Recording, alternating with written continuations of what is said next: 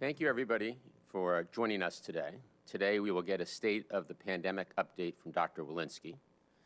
Dr. Fauci will highlight the latest science, and Dr. Nunez-Smith will discuss our focus on equity. But first, I want to start by giving an overview of the President's address to the nation. Last night, President Biden announced that all Americans will be eligible for vaccinations no later than May 1. All Americans no later than May 1. And the President put the nation on a path to get closer to normal by the 4th of July.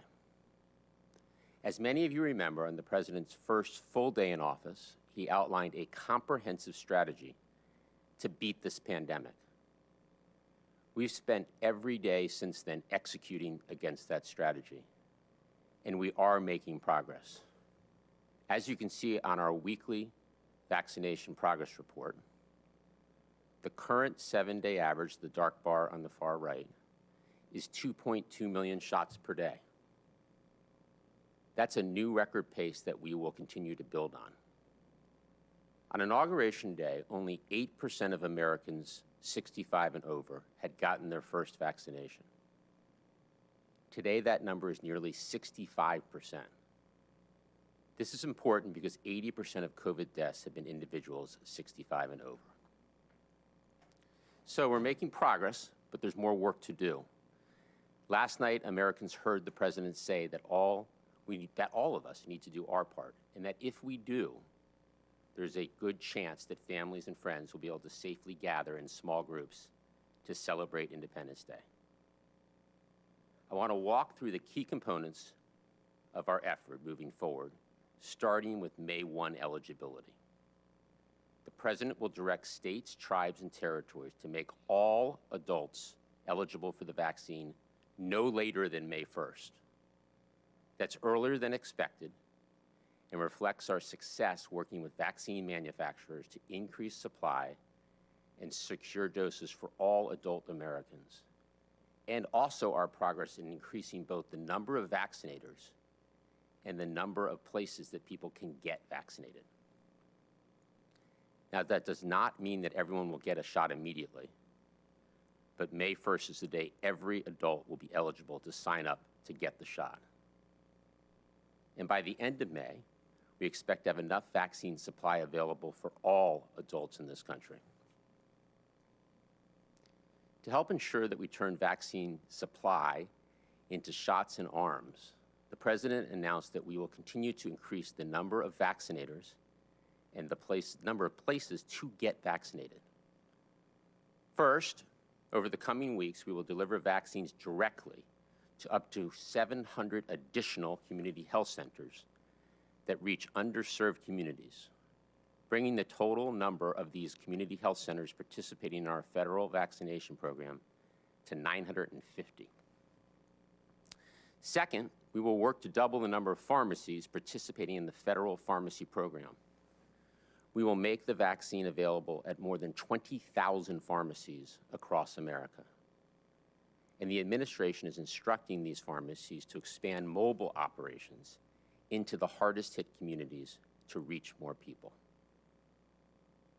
Third, the administration will more than double the number of federally run mass vaccination centers to ensure that we hit the hardest hit communities. To ensure that we reach those hardest hit communities. Many of these sites will include mobile operations to further reach out to underserved communities and deliver thousands of shots per day. Today, in fact, I'm pleased to announce the addition of a new FEMA-supported site in Detroit. This site, located at Ford Field, home of the Detroit Lions, has the ability to administer 6,000 shots per day. And last night, President Biden announced the deployment of more than 4,000 active duty troops to support vaccination efforts, bringing the total troop deployment to over 6,000. Fourth, we will increase the number of vaccinators, people who can administer shots in arms. Dr. Nunez-Smith will talk about the importance of today's PrEP Act amendment to increase the total number of vaccinators in the field. Now, we know the work to increase vaccine supply, vaccinators, and places to get vaccinated is not enough on its own. We need to make it easier for every American to get vaccinated. Too often, it's too difficult, too time-consuming, and too frustrating for people to identify where vaccines are available and where to schedule an appointment. That's why the President last night announced steps to make it easier for individuals to find a vaccine near them. By May 1st, as vaccines are available in more places, the administration will launch a federally supported website that will show the locations near them that have available vaccines. And because we know that not everyone has internet access or is comfortable online, we will also launch a call center to provide assistance in finding a vaccine. Since so many Americans use their state and local websites to schedule vaccine appointments, the administration will also deploy technology teams to help to improve these systems. Reopening schools safely is critical to getting closer to normal. Last night, President Biden discussed additional steps in our efforts to reopen schools. Now that the American Rescue Plan is law, $130 billion will help schools pay for critical supplies to implement CDC's mitigation strategies, hire more staff, and support children's academic, social, and emotional needs. And we're getting educators vaccinated. Last week, the President announced that he's using the administration's authority to direct states that haven't yet prioritized pre-K through 12 school staff and child care workers for vaccinations to do so immediately. As we work to get more people vaccinated, we need to expand testing, diagnostic screening, and genomic sequencing. With the American Rescue's Plan $1.7 billion investment, we will dramatically expand our ability to sequence samples to identify, track, and mitigate emerging variants. And the administration will use the nearly $50 billion in testing that comes from the funding in the American Rescue Plan to invest in screening testing to help schools reopen safely, and also to expand testing in congregate settings, including shelters for individuals experiencing homelessness, prisons, and other settings where individuals live in close quarters. Across the next several weeks, the CDC will provide public health guidance based on the best available science and the pace of vaccinations for people as they travel, participate in small gatherings, and go to work and houses of worship. Also, as we increase the number of people vaccinated, we know some people may have a need to demonstrate that they are vaccinated. The private sector and not-for-profit coalitions are already beginning to work on this. Our role is to help ensure that any solutions in this area should be simple, free, open source, accessible to people both digitally and on paper, and designed from the start to protect people's privacy. As the President noted last night, this fight is far from over. We still have a lot of work to do. This is certainly not a time to put down your guard. Mask up and follow the public health standards. We need all Americans to get vaccinated as soon as it's their turn, and to help your family and friends and neighbors get vaccinated as well. Together, unified, we can defeat this pandemic, and we can all celebrate a more normal 4th of July with our family and friends gathering in small groups to celebrate the holiday. With that, I'll turn it over to Dr. Walensky. Dr. Walensky? Thank you, Jeff. It's good to be back with you all today. We are now officially 1 year and 1 day into the COVID-19 pandemic. As I reflect back on the near impossible clinical decisions we had to make to prioritize scant resources, ventilators, and PPE, I recall those moments, and I'm sure many of you shared them, where I felt powerless and hopeless. And here we are 1 very long year later, led by science and propelled by a growing sense of hope that we can and we will get out of this together. But cases and hospitalizations and deaths remain high, and we've been fooled before into being too lax. So now is the time to double down to see this through. CDC's most recent data shows cases continue to fluctuate between 50 and 60,000 new cases per day, with the most recent 7-day average being more than 55,500 cases per day. The most recent 7-day average of hospital admissions continues to decline, down from the previous 7-day period to about 4,900 admissions per day. We also continue to see around 1,500 to 1,800 deaths per day, with the latest 7-day average being just over 1,500 deaths per day. I'm encouraged by these data, but we must remain vigilant to continue in our efforts to get cases, admissions, and deaths down. We're making remarkable progress on our vaccination efforts. We now have more than 64 million people who've received at least one dose of vaccine, and we are vaccinating millions more each day. This is our path out of the pandemic. As you heard last night from the president, we are working as quickly as we can to ensure that every American has access to vaccine. As we get more vaccinations into communities, I am asking everyone to do the right thing. Continue taking public health precautions and be ready to roll up your sleeve when that vaccine is available to you. Throughout the pandemic, parents and caregivers have faced challenging tasks of balancing childcare responsibilities with work responsibilities, often operating in virtual environment with limited childcare options. We know that childcare programs and early child education are essential to healthy childhood development. The services these programs offer are important for working parents and provide a safe, stable, and nurturing environment for kids to get them ready for school and develop critical social and emotional skills. Like other businesses and community services, many childcare programs have been challenged in their response to the pandemic.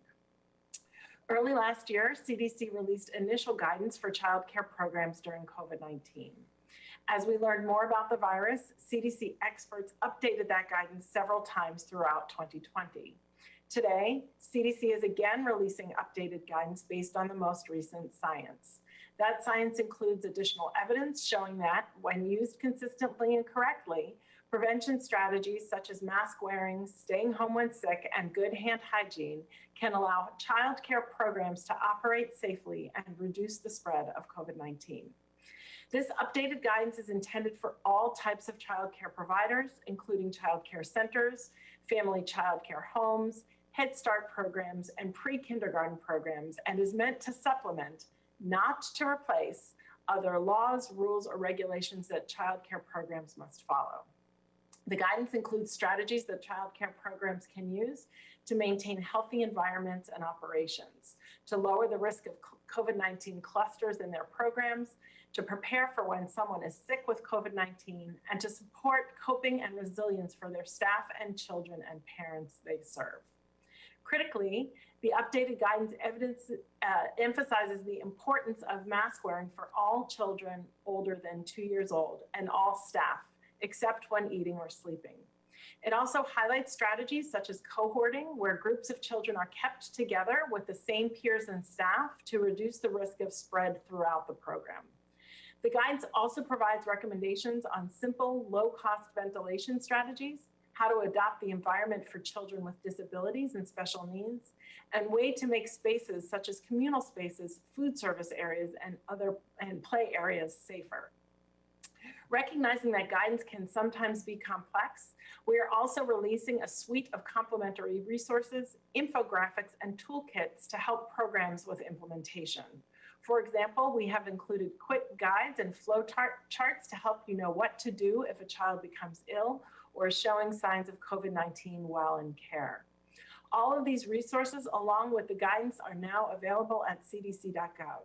I hope that childcare providers will view the guidance as a one-stop shop for strategies they can use to safely provide care and enrichment to our nation's children. In addition, I'm excited to note that the American Rescue Plan, signed by the president yesterday, includes $24 billion in emergency funding to help support childcare providers. This funding can be used to pay for rent, utilities, and staff, but also to help childcare providers implement COVID-19 prevention strategies. I also want to stress that our child care guidance emphasizes the importance of COVID-19 vaccination as an additional layer of prevention for child care workers. I strongly encourage America's child care workers to get vaccinated. Last week, President Biden directed all states to prioritize child care workers as well as K-12 teachers and school staff for COVID-19 vaccination in March. CDC is taking a leading role in helping to achieve the president's goal through our federal retail pharmacy program. We now have over 9,000 pharmacies participating nationwide, while child care workers are being prioritized for vaccination appointments. If you are a child care worker and want to get vaccinated, please visit cdc.gov and check out the pharmacy partners that are participating in your state. Our website also provides information on where to go to schedule your appointment. And if you are a child care center whose workers don't uniformly have access to the web, please work with your center and your community to assist them in making appointments. Finally, as we're talking about the impacts of this pandemic has had on children and family, I want to share with you another concerning way that COVID-19 is affecting the health of our nation, disrupting our ability to vaccinate children against other infectious diseases. On-time vaccination throughout childhood is essential because it helps to provide immunity before children are exposed to potentially life-threatening diseases. During the pandemic, we have seen substantial declines in pediatrician visits, and because of this, CDC orders for childhood vaccinations dropped by about 11 million doses, a substantial and historic decline. As we work to get our children back to school, we certainly do not want to encounter other preventable infectious outbreaks such as measles and mumps. When planning for your child's safe return to child care programs or to school, please check with your child's doctor to make sure that they are up to date on their vaccines. If they did fall behind, they can get caught up by following CDC's catch-up immunization schedule available on the CDC website. This pandemic has taken so much from us already. We must work together to protect our children's health now and in the future. Thank you. I'll now turn things over to Dr. Fauci.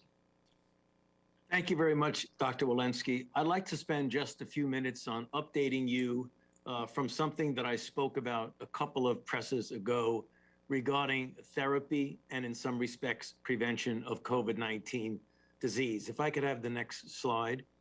This is a slide, again, which I had shown previously, and the reason I repeat it is because what I'm going to tell you over the next 2 or 3 minutes relates to things that will be very useful if one consults the treatment guidelines, which, as I mentioned, is a living document which is updated on a regular basis as new clinical data come in. The reason why I point this out is that recently there has been a considerable amount of information regarding some of the monoclonal antibodies that are used in the prevention and treatment of COVID-19. Recall a week or so ago, I spoke to you about the direct antiviral agents that we are pursuing in a very proactive way.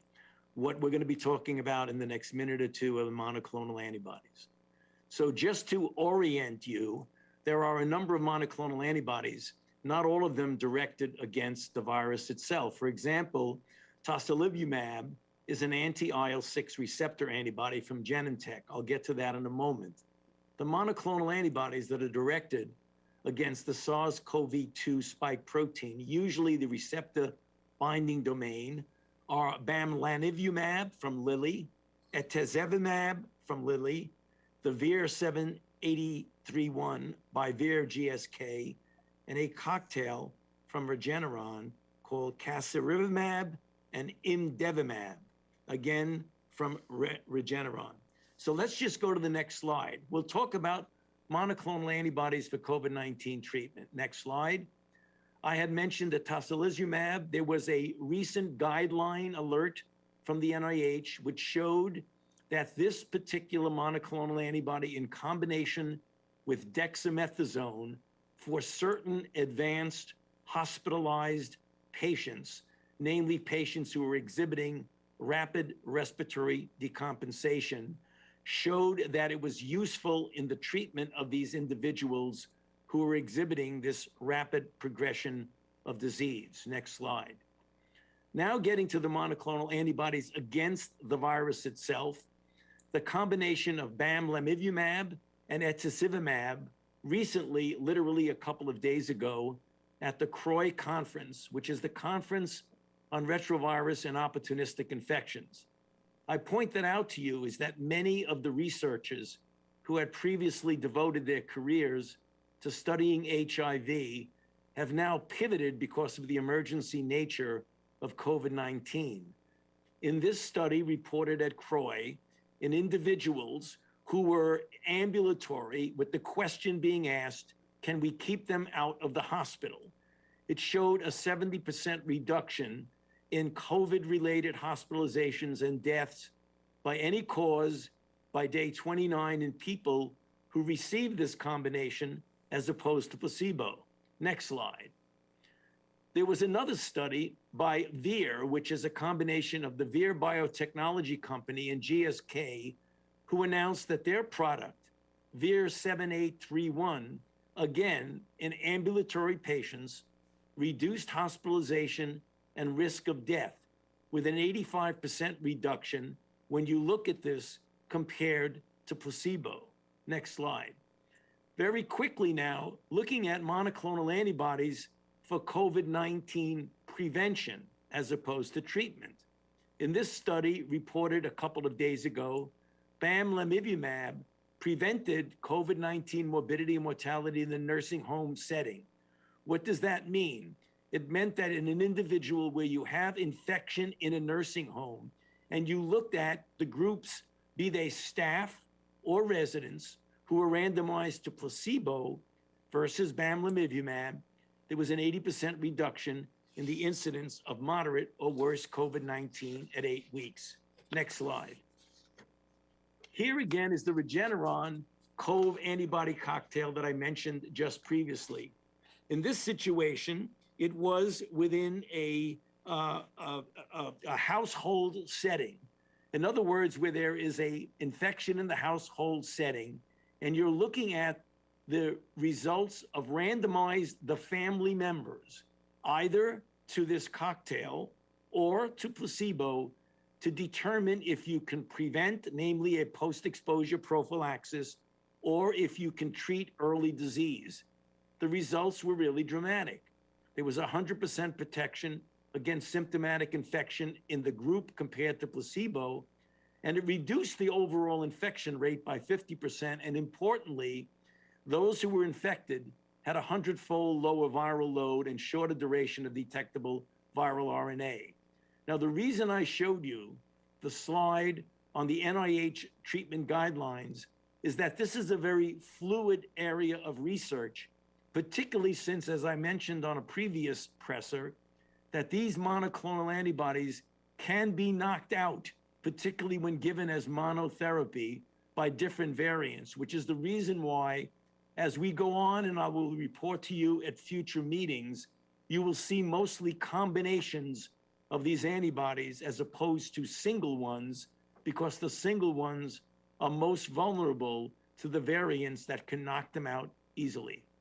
I'll stop there and turn it over to Dr. Nunez-Smith.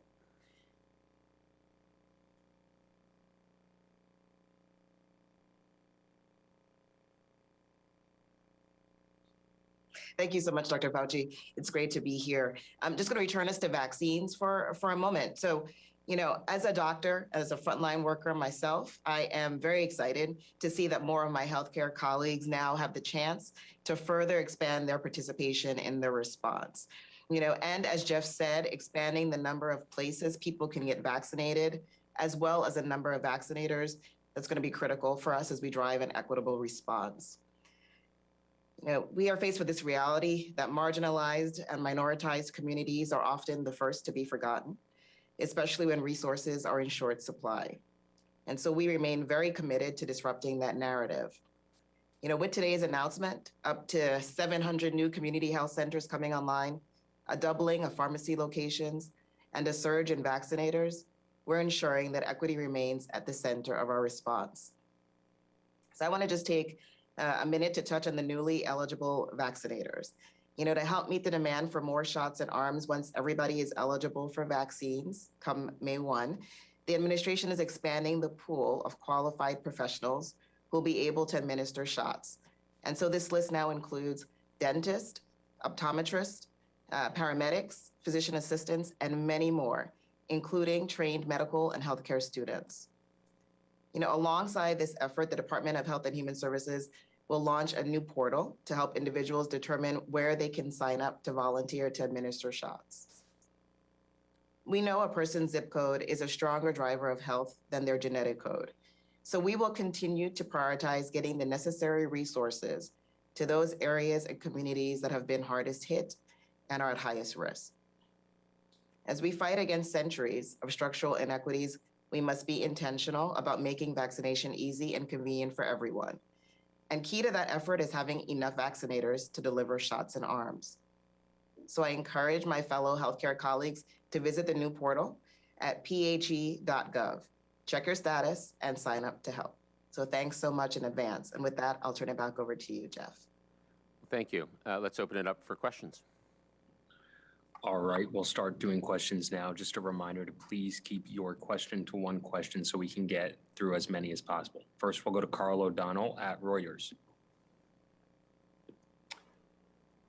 Hey, one thing I wanted to ask you. So there's been some commentary lately from a number of different groups about the impact of U.S. export controls on both efforts in places like India to scale up global supply, and also AstraZeneca's ability to get shots to the EU, where it's already been authorized. Just wondering if you can sort of share any views that you guys have on that, and whether there's any reassessment for how to make sure that the global supply chain is streamlined.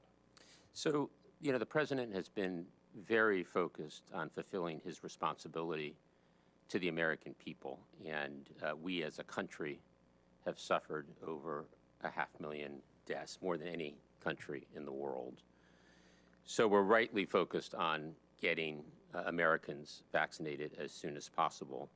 And as we've talked about, we're pleased with the progress, and there's yet a long road ahead. However, we know this is a global pandemic and that the virus has no borders. That's why the president is providing, the United States is providing the most funding of any country to COVAX, over $4 billion. It's why the president on his first day in office re-engaged with the WHO. And that's why just today, this morning, I participated in the Quad meeting with the president, and it was announced that we're working to achieve expanded manufacturing of safe and effective COVID-19 vaccines at facilities in India. And we also believe that the historic partnership between J&J and Merck will help expand capacity and ultimately benefit the world. So we will continue to prioritize getting all Americans vaccinated as quickly as possible, while at the same time understanding this is a global pandemic and making as big a contribution as we possibly can to worldwide efforts to get everyone else vaccinated.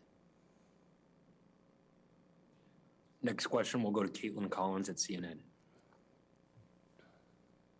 Thanks very much. I have two questions, one super quick. One is, how many people do you actually want to see vaccinated by July 4th in order to meet that goal of having those small gatherings that the president was talking about? And secondly, I think this is probably best for Jeff, but y'all have said we'll have enough vaccine for everyone by the end of May, not that everyone will get it by then. But if we're looking at these numbers, it looks like Moderna will have 200 million by then, Pfizer 200 million, and Johnson & Johnson 20 million. So that's enough, based on my math, for about 220 million people. So where are those other vaccines coming from in order to have enough for all eligible Americans by the end of May? So Caitlin, I think your 20 million is the figure that Johnson & Johnson has talked about in terms of their cumulative doses by the end of this month. The work that we did working with Johnson & Johnson and Merck to accelerate their manufacturing process, particularly the fill-finish piece, which is relevant in this time frame, has it so that Johnson & Johnson is now delivering at or near its 100 million by the end of May. So if you take the 200 million doses by the end of May of Moderna, plus the 200 million doses of Pfizer, plus the at or near 100 million completion of the Johnson & Johnson first contract, that is more than enough supply to vaccinate, vaccine supply to vaccinate all adult Americans by the end of May. Now we need to ramp up the number of vaccinators, as we've been talking about, and the number of places where Americans can get vaccinated, so that when all Americans are eligible on May 1st, we can accelerate and move very quickly to get as many Americans vaccinated as soon as possible.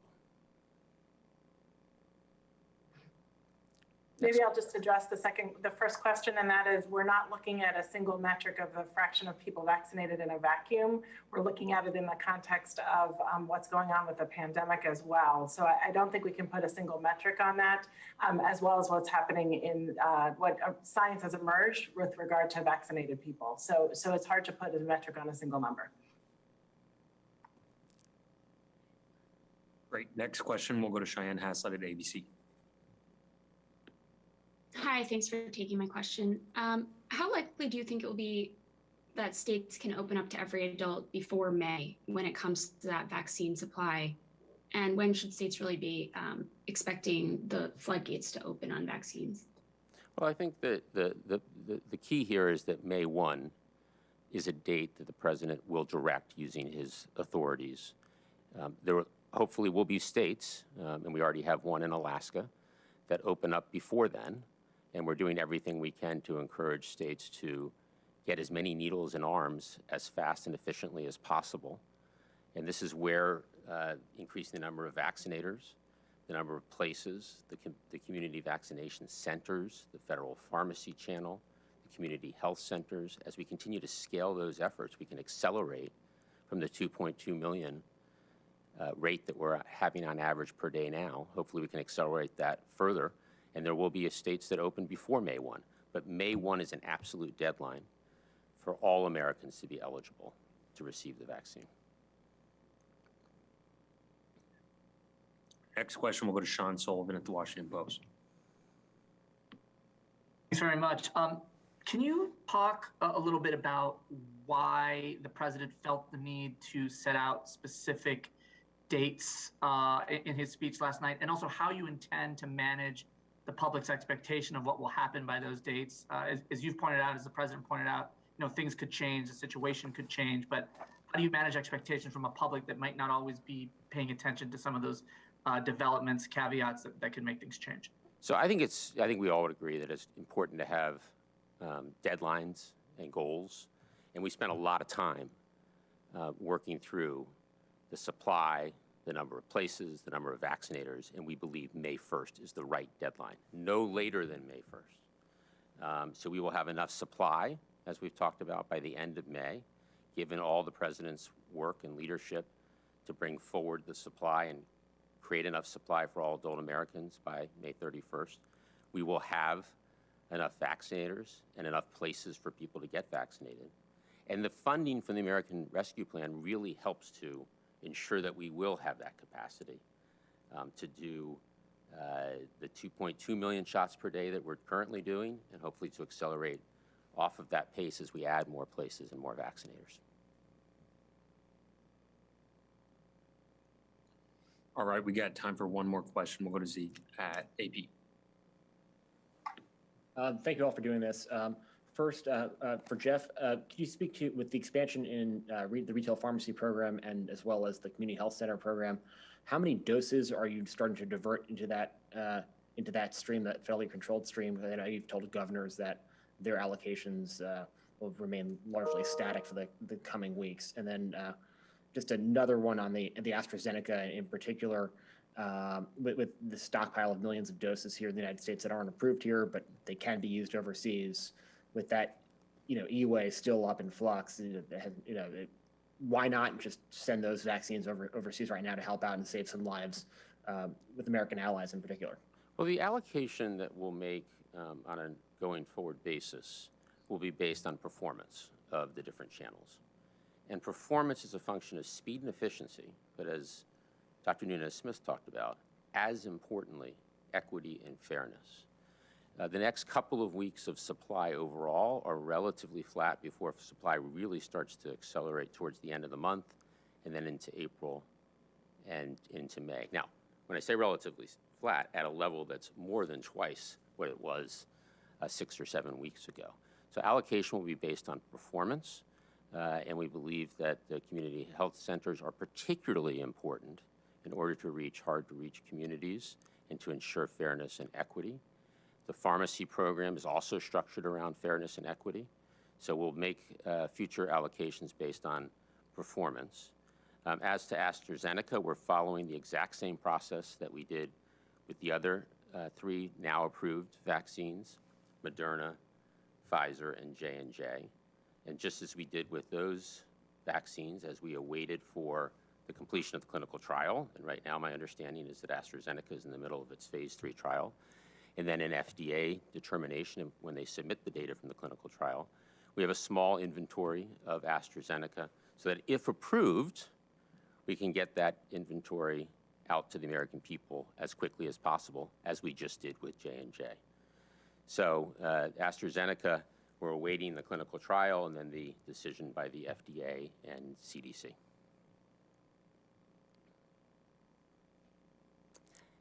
I think that's it on questions. I just want to thank everybody for joining today, and we look forward to seeing you on Monday. Thank you.